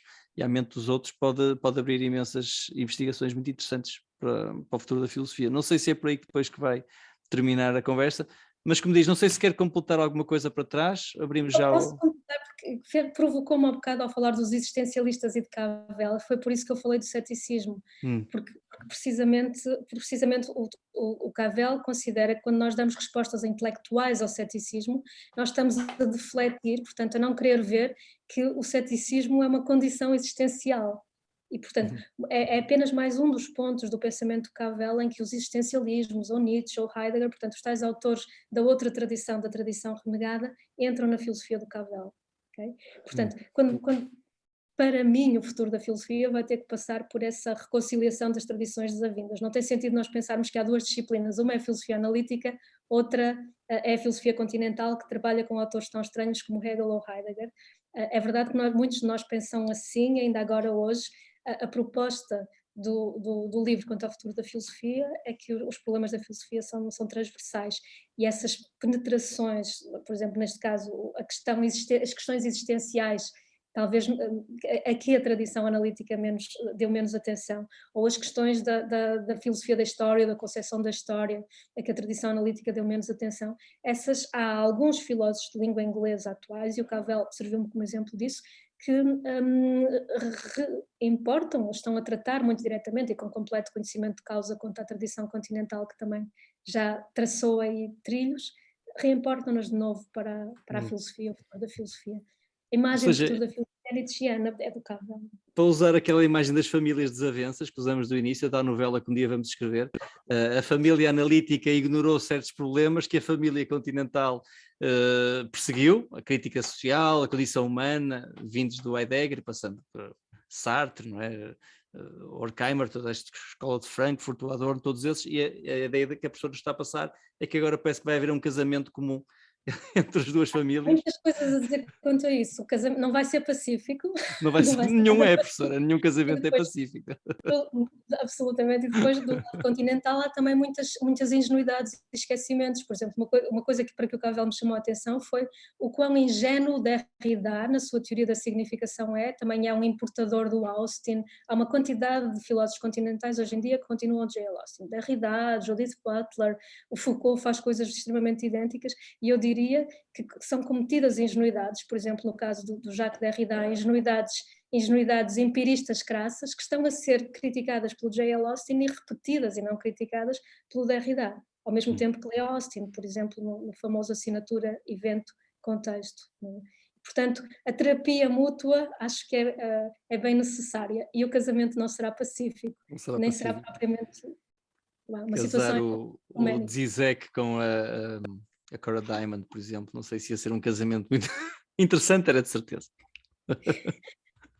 Não parece muito saboroso neste momento. Professor, deixa-me abrir então o microfone a ver se há aqui perguntas dos nossos convidados e depois deixava só a parte final para si. Deixa-me pôr aqui em tela grande. Vocês já sabem como é que funciona, meus amigos. Desculpem, eu tomei demasiado tempo da nossa convidada, não podia desaproveitar esta oportunidade. Fui bastante egoísta. Mas quem quiser fazer alguma questão é só colocar ou aquela mãozinha digital que temos aqui no Zoom, ou então quem não souber fazer isso, acene, e eu estou aqui atento a ver alguém a gesticular.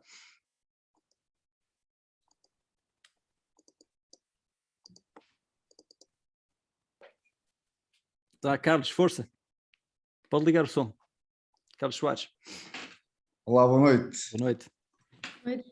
Eu, retomando um pouco a questão que estava a ser tratada do ceticismo, gostaria de colocar a seguinte questão. No fundo, quando se trata de qualquer problema, não há ninguém que saiba se os outros estão a tratar do mesmo problema que nós estamos a querer tratar, nem temos forma de saber se o tratamento que estamos a dar ao problema é entendido pelos outros do mesmo modo que nós estamos a vê-lo. Ou seja, no fundo, o ceticismo coloca-nos, não nos coloca, é a nossa condição de sermos ilhéus. Nós somos ilhéus ou somos ilhas. E não temos forma nenhuma de transpor essa espécie de isolamento, embora haja uma espécie de líquido, digamos, de oceano, que aparentemente nos mantém em contacto, não é? Eu gostava de colocar esta questão porque fiquei a pensar à medida que há aí um duplo problema, não é só o problema do objeto que se está a apontar, ou que se está a discutir, ou que se está a pensar, é também o problema da linguagem que se está a usar, e nós nunca temos certeza nenhuma de o que estamos a pensar ou o que estamos a dizer se identifica de alguma maneira com aquilo que o outro ou os outros estão a pensar ou estão a dizer. Muito obrigada pela questão interessantíssima, completamente dentro do espírito do filósofo que estávamos a falar, o Cavell, quando fala desse isolamento e de sermos ilhéus ou ilhas, isso apanha muito bem, metaforicamente em português, muito do que o Cavell quer dizer acerca da nossa relação com a linguagem, e a nossa relação com a linguagem é a nossa relação com o pensamento em geral. Deixe-me dar-lhe ir por um lugar que ainda não tinha ido hoje para tentar responder à sua pergunta. Para o Cavell é uma questão importantíssima para a filosofia, a questão, estamos a falar da mesma coisa, quem fala, o que é isto de nós estarmos, por exemplo, aqui todos usando as suas palavras, estamos aqui a falar português, usamos as mesmas palavras, estaremos a falar das mesmas coisas.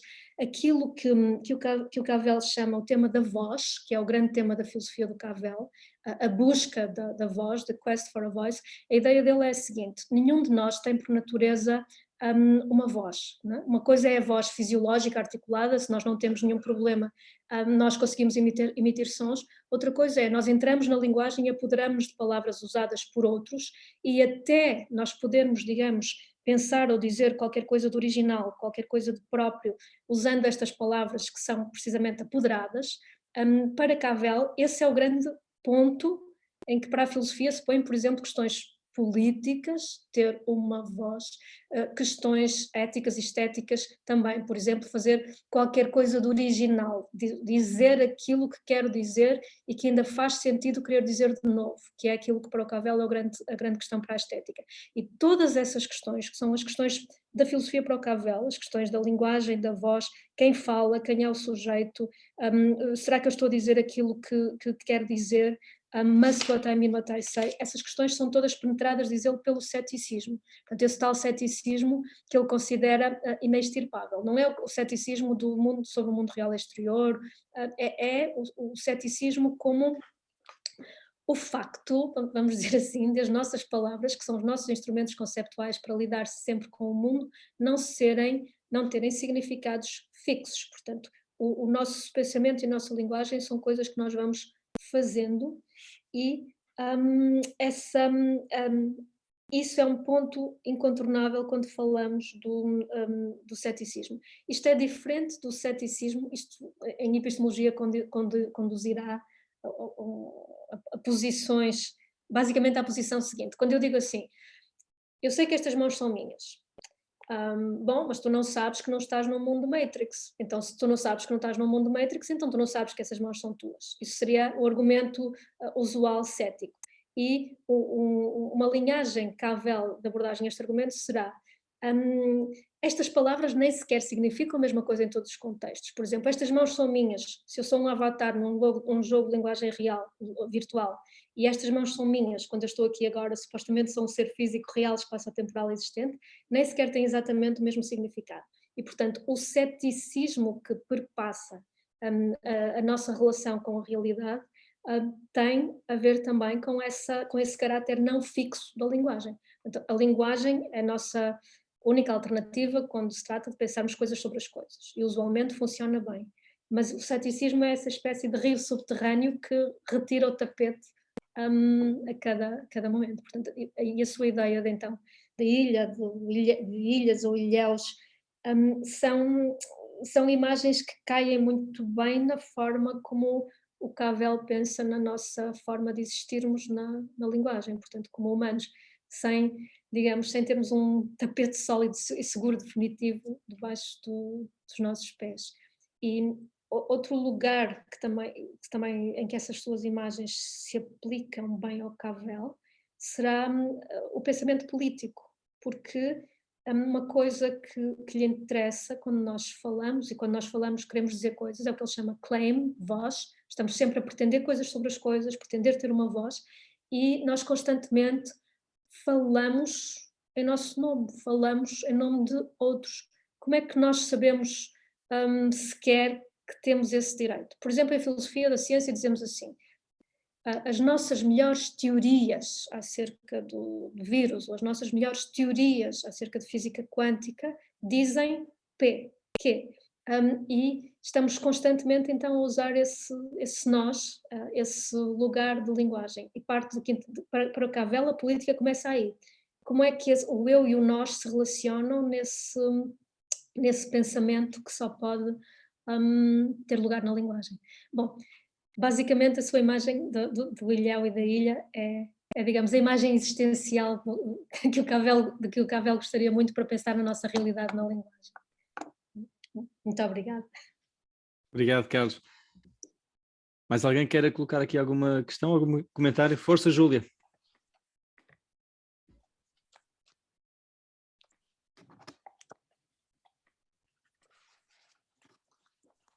Já me estão a ouvir? Já, muito bem. Agora desliguei a imagem. Boa noite a todos. Eu, antes de mais, queria agradecer ao Tomás, lógico, pelo convite, por ter convidado a professora Sofia. Nunca tive aulas com a doutora, portanto, com a professora. Quando eu saí, acho que foi quando a professora entrou, e fez-me relembrar aulas de filosofia. Pronto, adorei mesmo esta intervenção. Tenho aqui só duas questões. Essa questão de ceticismo, sinceramente eu desconheço, portanto desconheço o autor, mas isto pelo diálogo que estamos a ter leva-nos para um relativismo, não sei se irá... Estou prontos, sinceramente posso estar aqui a dar um grande erro e peço desculpa, mas sinceramente eu me fez lembrar. Deixa-me só pôr outra questão, que é, pronto, eu sou professora de filosofia, e deixe-me só expressar pronto, o meu desagrado relativamente muito à nossa formação, as ações de formação que nós professores temos. Acho uma pena, sinceramente, que a universidade não apanhe esta formação das ações de formação de professores,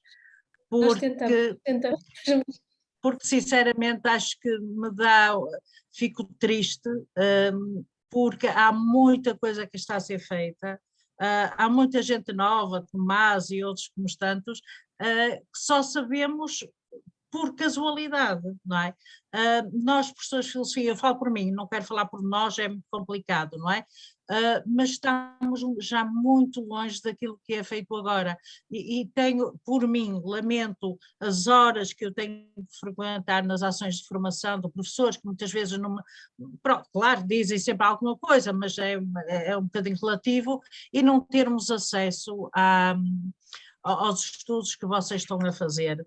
Tenho pena, de facto, que a ação, as formações de professores não estejam também ligadas ou não estejam nas faculdades, porque estamos a perder o mundo e, de facto, muitos conteúdos que nós ainda abordamos, que é dos clássicos, e peço para vocês da faculdade olharem os manuais de filosofia, olharem de uma forma crítica, porque sinceramente eu estou muito, muito triste, entre aspas, com o não conhecimento de nós professores relativamente à gente nova que anda aí a fazer coisas e a ter uma outra visão, e de certeza que já muito dos compêndios já está totalmente ultrapassado, não é? E eu fico triste, fico alegre por ter vindo, pronto, e me dar assim um alento, parece, pronto, fico muito feliz, sinceramente, de ouvir coisas novas e de agora vou começar a procurar, mas por outro lado também fico triste que a faculdade faz-nos e depois larga-nos. Pronto, doutora, foi um desabafo, ó, Tomás, desculpa lá, mas foi um desabafo, está bem, A desculpa. Academia do Diálogo não te larga, Júlia. Completamente, completamente. Eu adoro-vos. Acho que, Tomás, sabes, tenho de facto admiração por vocês, porque pelo menos fico a ouvir, não é? Muita coisa não sei, mas sinceramente parabéns pelo vosso trabalho. E é claro, à doutora Sofia pelo trabalho que faz. Obrigada. Júlia, se me permite dizer assim, eu levo imensamente a sério isso que acabou de dizer e acho que é absolutamente uma obrigação da universidade responder. Nós por vezes pensamos que respondemos, por exemplo, estamos a tentar neste momento ter as ações de formação, do PRR, tudo isso, nós fazemos tudo isso e falando pessoalmente, sempre trabalhei com os meus colegas, sobretudo de Lisboa, autores de manuais, sempre estivemos, e nós no nosso mestrado em ensino estamos sempre em cima desses manuais todos e tentamos nunca deixar de lado aquilo que se ensina no secundário.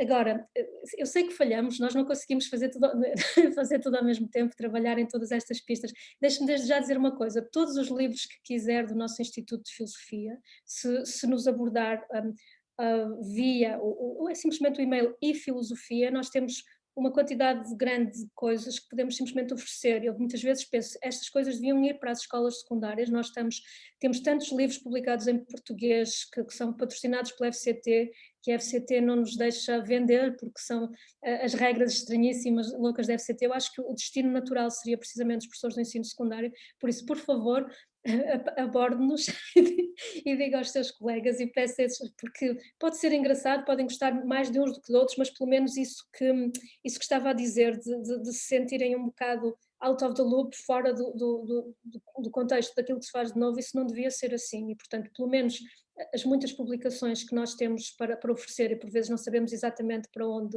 enviá-las, o e-mail do Instituto de Filosofia é ifilosofia@letras.uppt. O Tomás sabe muito bem, por isso depois repete aí. Nós temos muitas coisas que gostaríamos muito de oferecer ao ensino secundário. E quanto a ações de formação, eu sempre achei isso muitíssimo importante. Nós vamos tentar começar a fazer cada vez mais a partir do departamento e do Instituto.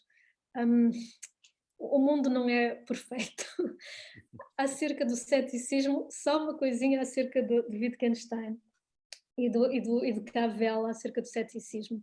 Aquele ponto do acordo no juízo, acordo na linguagem como acordo no juízo, é o ponto de apoio contra ideias de relativismo. Portanto, estes intérpretes de Wittgenstein defendem uma objetividade do conhecimento, uma objetividade do juízo. Eu agora não vou alargar essa história, mas são realistas e não céticos nem relativistas. Portanto, é uma interpretação, esta interpretação de Wittgenstein que eu estava a falar aqui hoje é muito diferente, digamos, do relativismo dos jogos de linguagem, que a certa altura se tornou dominante em certa filosofia francesa, portanto, uma quantidade de leitores de Wittgenstein que liam Wittgenstein como um relativista.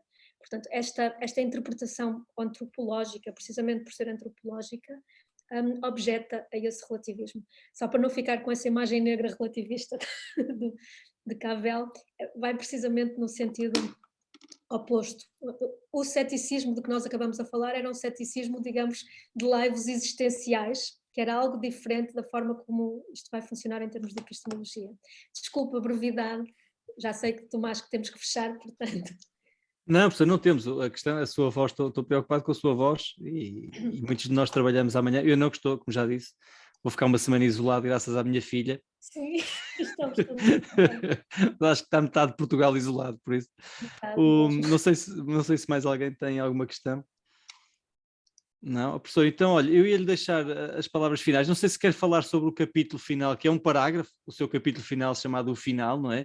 E aquela questão do enclausuramento das duas tradições e como vê o futuro da filosofia. Não sei, já falamos Mas um bocadinho sobre isso, não sei se quer. Qual era o parágrafo final? Não percebi, professor, desculpe. Que já nem me lembrava, está a falar deste livro.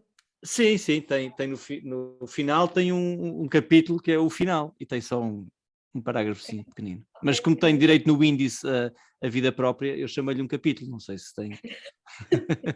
Agora, Eu posso, professor, eu posso pôr aqui, eu por acaso tenho aqui, achei piada, porque quando eu fui seu aluno, a professora era, apesar de ter sido a professora que trouxe cá o Deleuze e uma série de autores, mas trabalhava muito mais na vertente analítica, não é? Portanto, eu acho muito interessante. Tomás, eu continuo, isso é Sim, digamos, sim. casa. Sim, mas pronto, era a imagem que tinha, até onde publicava e o que publicava, essa ideia mais ligada à filosofia analítica, mas sei que também nunca foi sectária, não é? Mas tenho aqui, portanto, esta ideia de que, lá está, a minha esperança é que seja possível trabalhar hoje em filosofia, eu trunquei aqui um bocadinho, sem as limitações trazidas pelo demasiado usual isolamento mútuo das tradições da filosofia contemporânea, portanto, a filosofia analítica e a tal continental, uma forma de cegueira. A minha sugestão é que esta cegueira seja combatida rejeitando o enclausuramento em qualquer das tradições da filosofia contemporânea. A ideia seria, se poder explicar um bocadinho o que é este enclausuramento, que já falamos, e porque é que o pretende rejeitar. Antes de mais, Tomás, eu acho que o enclausuramento é provinciano, é o facto de umas pessoas estarem fechadas numa língua, outras estarem fechadas numa outra. E, por exemplo, durante muito tempo, do lado da filosofia francesa, o enclausuramento também tinha a ver com a presunção centro do mundo, e em termos culturais, a filosofia francesa tinha acerca de si própria. Isso, entretanto, desapareceu. Se nós hoje, a Júlia falava de quem são os jovens filósofos, por exemplo, franceses. A parte dos jovens filósofos franceses interessantes hoje, não lhes passaria pela cabeça não falarem inglês, como em tempos foi o caso. Sempre houve exceções. Pensem que, por exemplo, Foucault, Derrida trabalharam nos Estados Unidos, falavam perfeitamente inglês, portanto, sempre houve exceções. Mas o enclausuramento é, em grande medida, provincianismo cultural, não? E fechamento numa língua. Aliás, hoje em dia está a acontecer outra coisa estranha, que é, como quase toda a gente já só lê inglês, mesmo para a filosofia continental que se quer ler, vamos imaginar o Foucault, ou o Butler, ou o Zizek, toda a gente os lê em inglês. Portanto, já ninguém lê o pobre Foucault em francês, por exemplo, e só o lê nas versões watered down, muito mal interpretadas, que intérpretes de segunda ou terceira linha americanos fazem do Foucault. Portanto, literalmente provincianismo, e aqui a única forma de combater seria mesmo, temos que falar várias línguas teóricas e várias línguas, se possível também, ler o Foucault no original e o Austin no original não será assim tão complicado. Eu gostaria que isso acontecesse também com a tradição alemã, que é outra das tradições que está a tornar-se vital neste momento na filosofia europeia. Portanto, há casamentos estranhos, Tomás, quase como aquele que há bocado mencionava, entre os especialistas do idealismo alemão. Estou a pensar no Marcus Gabriel, um especialista do Schelling, que é um dos filósofos analíticos alemães contemporâneos, é um dos nomes mais... Escreveu aquele famoso livro Porque é que o mundo não existe. Não existe, é que o mundo sim. Está em português, não está? Foi um top sucesso e que é um livro nada ingênuo, extremamente interessante e feito precisamente a partir desse não enclausuramento das tradições. Portanto, combater o enclausuramento será mesmo isso, tentar fazer terapia mútua entre os filósofos das diferentes tradições, porque os problemas da filosofia são aqueles que hoje nomeamos, lógicos, epistemológicos, estéticos, éticos, metafísicos, ontológicos, não podem ser outra coisa, não é? Já eram assim para o Platão, não parece que sejam diferentes para para a filosofia contemporânea. A diferença é que agora podem surgir, a partir do espaço do Fred Astaire ou de uma música da Miley Cyrus, ou uma coisa assim. Nesse aspecto, o Cavell até parece o Zizek, não é? Sim, nesse sentido, sim. Professora, olha, acho que já damos por terminado então o nosso tempo. Eu agradeço-lhe imenso, é sempre um prazer falar consigo e com alguém da sua competência e rigor. A Academia posiciona-se assim algo entre a escola secundária e a universidade. É uma bela posição, mas é uma ótima posição. E é sempre bom ter pessoas como a professora, como o Desidério e a Susana Cadilha, que já vieram aqui, fazem um favor para nos mostrarem, para nos darem um modelo do que é fazer filosofia. E agradeço-lhe, agradecemos-lhe imenso a sua disponibilidade e fica já eu gosto de fazer estes convites ao vivo, que as pessoas depois têm vergonha de dizer que não, vir apresentar o outro livro próximo daqui a uns tempos, que é o A Arte Decomposta ou Descomposta, do Cavell, que está a sair agora. Ele escreveu um capítulo chamado Music Discomposed, ok. Descomposição da música, e eu glosei Arte Descomposta. Arte Descomposta. Ok, muito bem. Então, quando sair, professora, agradecia-lhe se viesse cá falar um bocadinho sobre ele. Está bem? Okay.